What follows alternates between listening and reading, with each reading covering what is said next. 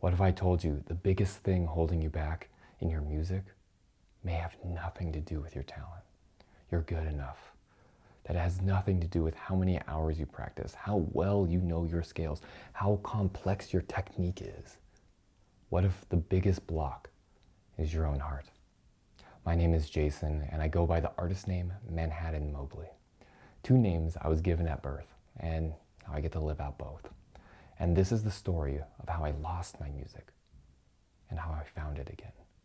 This is the guide I wish I had, and it took me years of work, dozens of specialists, online courses, week-long intensive, individualized mentorship. It was a lot of work, and I hope this guide makes your process a little bit easier by sharing what I have learned so you don't need to spend as many years unraveling this yourself. So back in college, I was a dedicated classical clarinetist. I lived in the practice room. I had the technique, the training, the drive, but something was always wrong. I'd hit those walls where my progress would just freeze. I felt this constant humming tension in my body that I just couldn't shake.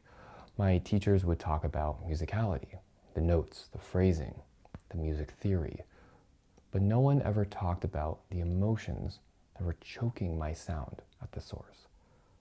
My emotions were never addressed as a part of my musical education. And that was the block. That was the thing stopping me from fully excelling. Unfortunately, I was taught through my life experience to suppress, to control, to perfect. And all that unexpressed emotional energy had to go somewhere. For me, it converted into kinetic muscle tension. It started in my hands, moved up my arms, my shoulders, my neck, my jaw, and eventually my entire body. And then the unthinkable happened.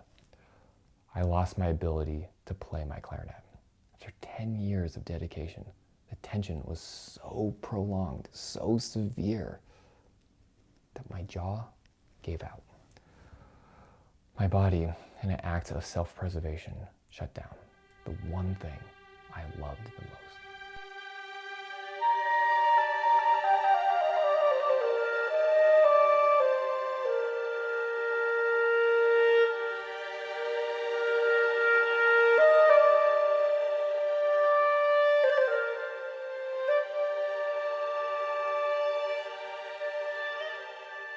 The journey, the recovery back was long. It wasn't about more practice. It was about tapping into my body's innate intelligence. It was about mindfulness. It was about learning to sit with my emotions, to give them voice, and to create a sense of safety within myself.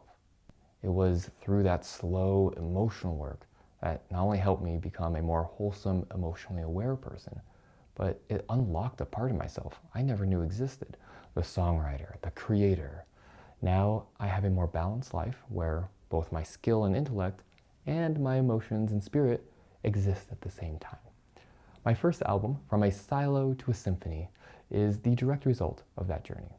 It's the initial step, the proof of concept that addressing our emotional blocks is the key to unlocking our fullest potential. And that is why I created this series.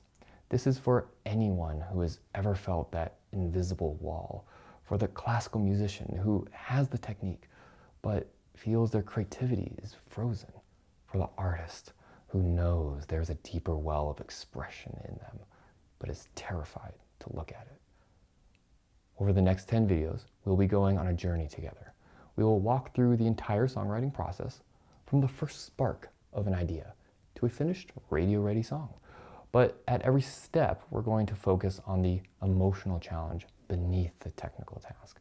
We'll learn how to improvise freely, how to rewrite without betraying our original inspiration, how to produce and mix with our feeling mind and not our technical mind, and even how to navigate the emotional minefield that is collaboration.